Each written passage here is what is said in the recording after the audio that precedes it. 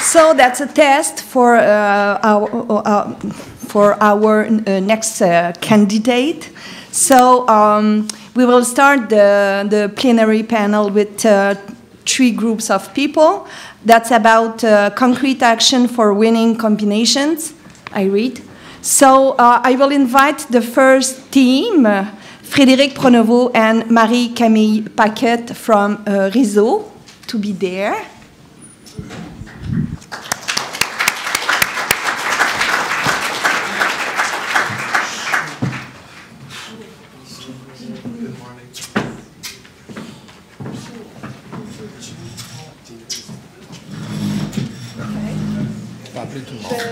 Oh, tout le monde? Sure, okay. So I will do the bio in the same time, quickly.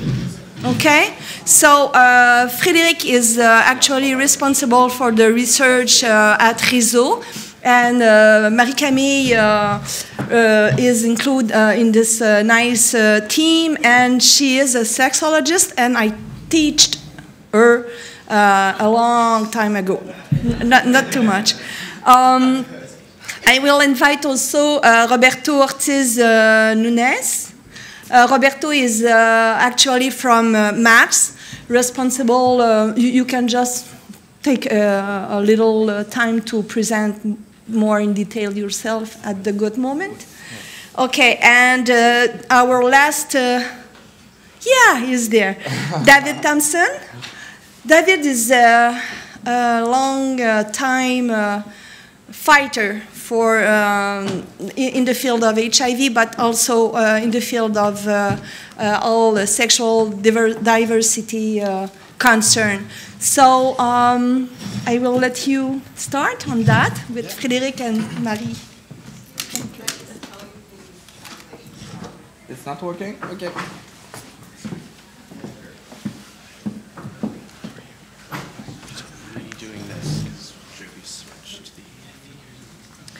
Donc, 15 minutes, il faut correct en 15 minutes?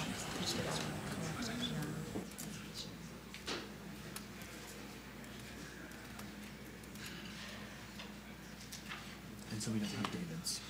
Where are you slides? 15 minutes, puis je vais mettre ça.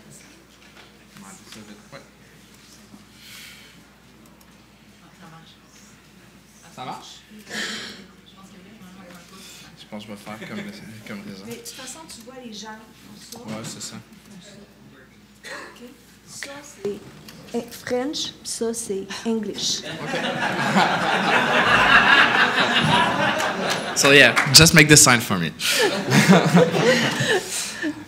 Bonjour, merci d'être là ce matin. Il y a quand même beaucoup de monde. Je suis vraiment content qu'il y ait autant de monde qui vienne assister à nos présentations en français. C'est un honneur. Je voudrais commencer par remercier CBRC, puis particulièrement Jody, de nous avoir laissé la place. Ça fait pour la première fois en 10 ans d'avoir un panel complètement en français. Bon, il y a des petits bugs, mais ça, c'est la vie. C'est la première fois qu'on le fait. L'année prochaine, ça va être différent. Mais l'intention était là. C'est vraiment apprécié, du moins de notre côté, là, tous les efforts que vous avez faits.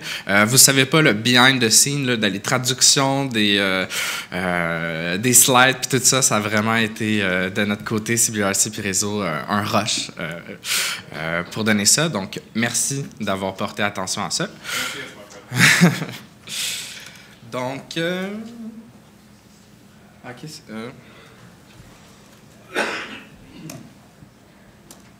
comment tu faisais pour changer finalement? Non? Il y a une manette? Ah oui, ça change aussi sur toi. Oui, c'est ça. OK, ça change juste pour moi.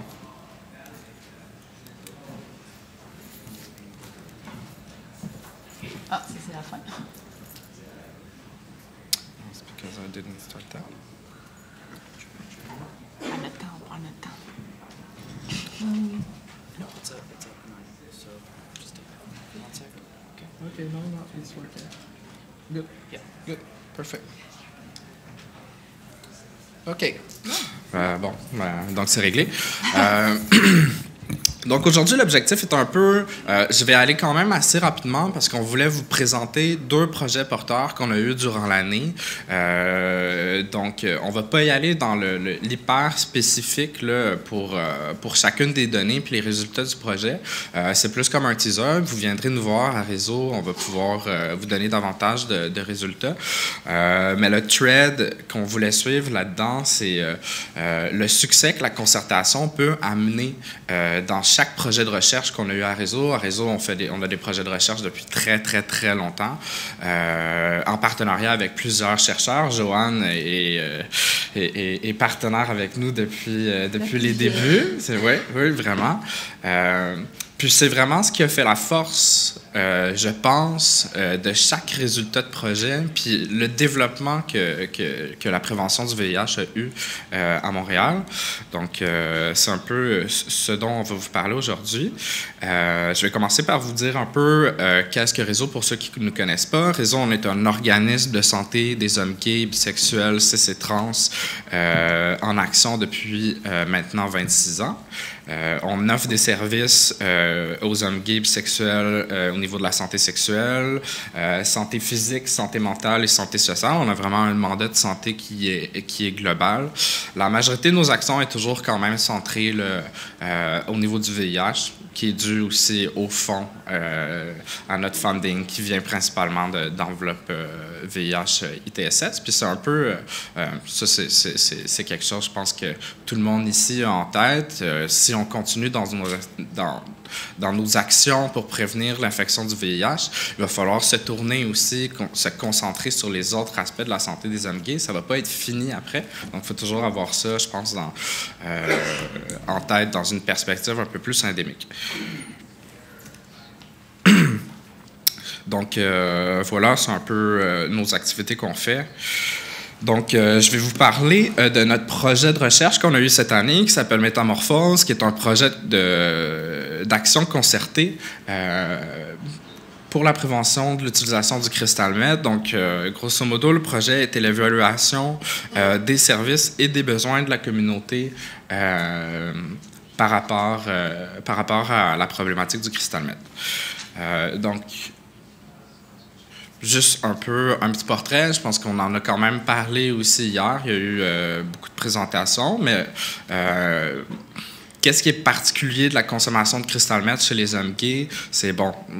Premièrement, les hommes gays consomment, on l'a vu dans les données de Régent aussi, les hommes gays consomment beaucoup de différentes drogues psychoactives, beaucoup plus que la population en général. Puis souvent, vont en consommer plusieurs en même temps.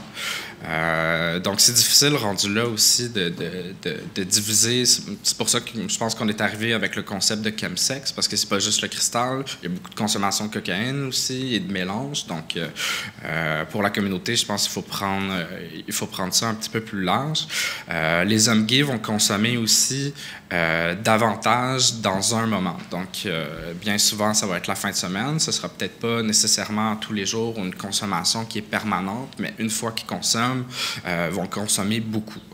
Comme on le sait, il y a un gros lien entre la sexualité et la consommation, ce qui peut favoriser les risques de rechute. C'est une des grosses difficultés qu'on a, je pense, au niveau de la communauté. C'est qu'étant donné le gros lien qu'on a avec la sexualité, quelqu'un peut arrêter de consommer pendant quelques mois, il n'y a pas de sexe, et c'est même, il est devenu abstinent. Le moment qu'il commence à recommencer à avoir de la sexualité, il va souvent recommencer aussi à consommer, ce qui est vraiment une problématique. Puis la majorité des services en dépendance vont toujours axer leurs actions puis leurs interventions sur la consommation de drogue. Ils ne parleront pas de la sexualité. Donc, c'est un peu aussi sur ce constat-là qu'on a voulu approcher notre projet de recherche.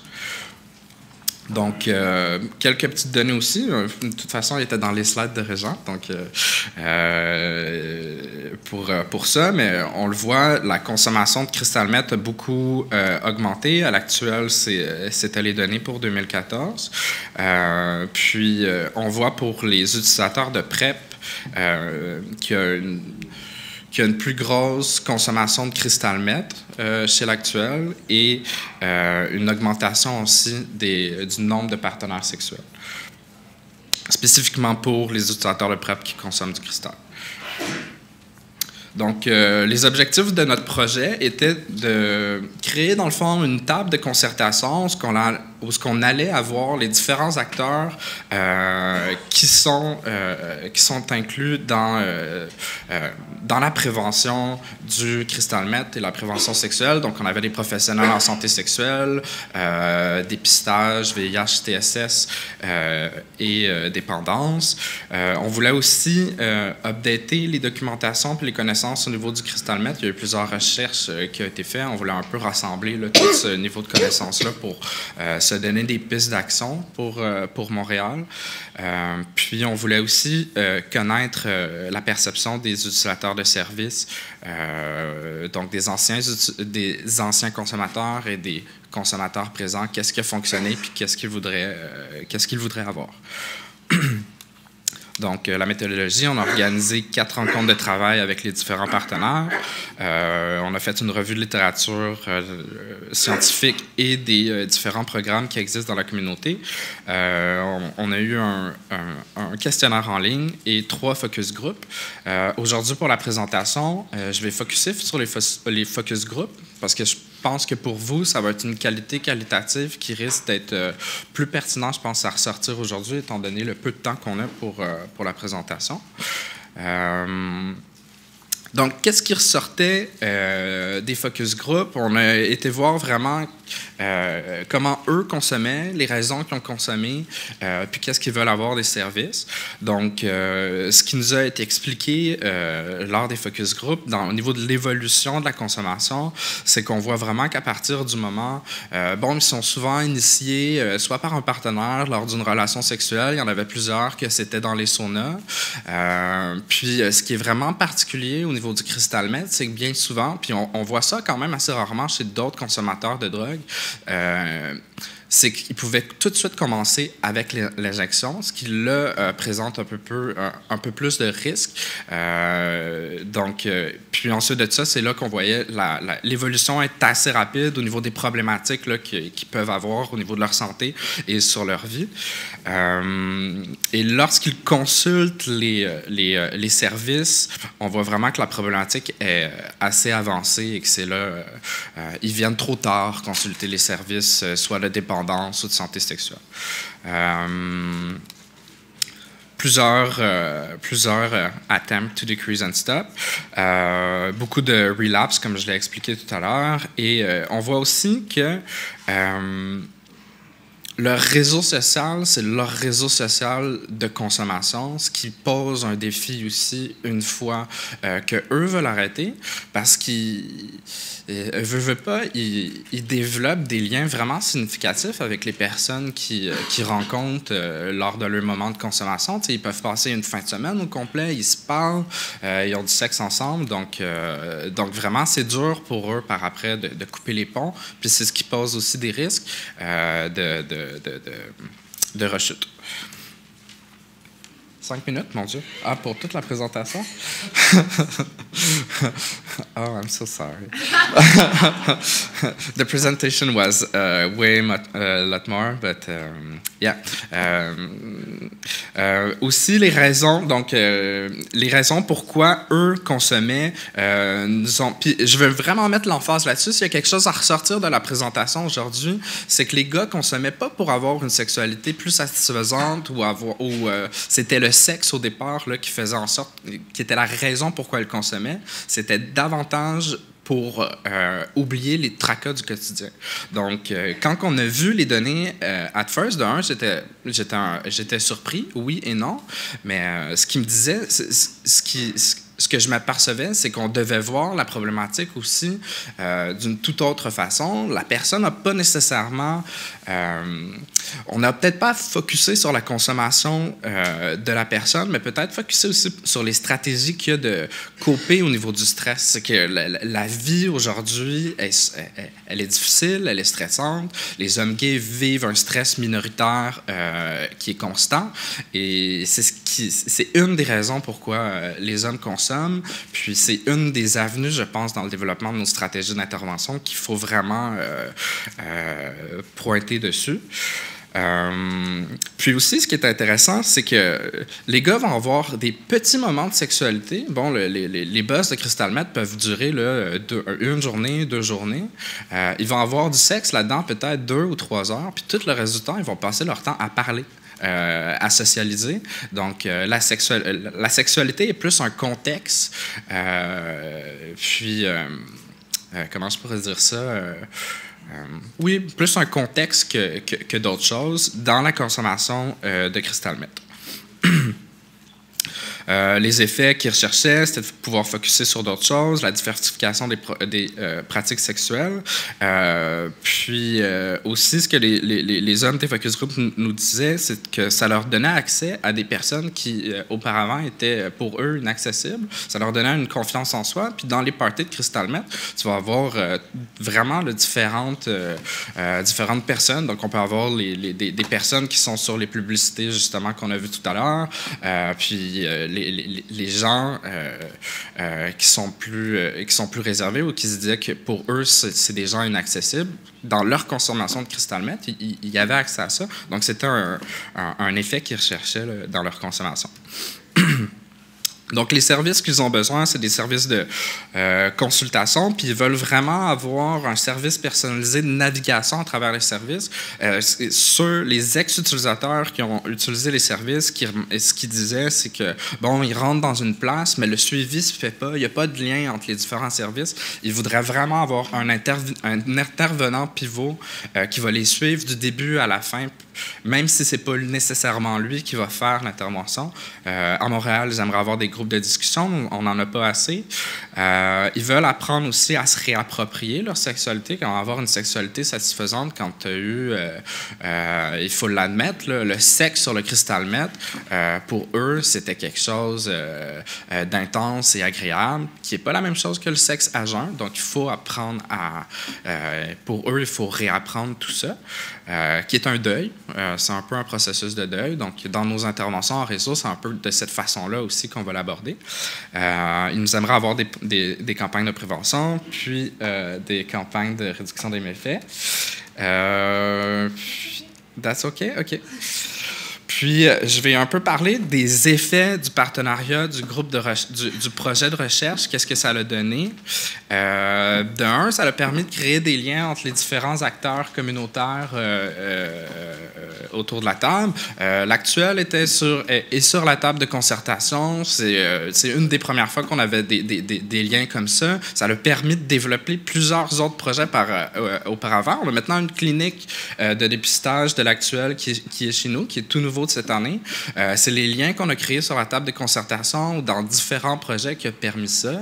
On a d'autres projets de partenariat avec, par exemple, un service de dépendance où les intervenants de réseau vont vraiment faire un suivi à partir du moment que les gens vont sortir du service interne de traitement. Donc, c'est des choses qui n'auraient pas été faites si on n'avait pas eu ce projet de recherche-là et cette table de concertation-là. Puis, ce qui est vraiment important dans la recherche, puis c'est ce qui nous a déjà permis d'adapter nos actions, c'est qu'on a accès aux données instantanément, d'être inclus les partenaires communautaires dans ces projets-là, sans même que les publications ne soient pas sorties. Nous, on les voit, les données, puis on peut déjà réagir. Donc, c'est vraiment un effet bénéfique d'avoir des projets de recherche concertés comme ça. Je vais finir ma présentation sur ça. Donc, merci beaucoup. Marc-Aimé, tu suis? Cool.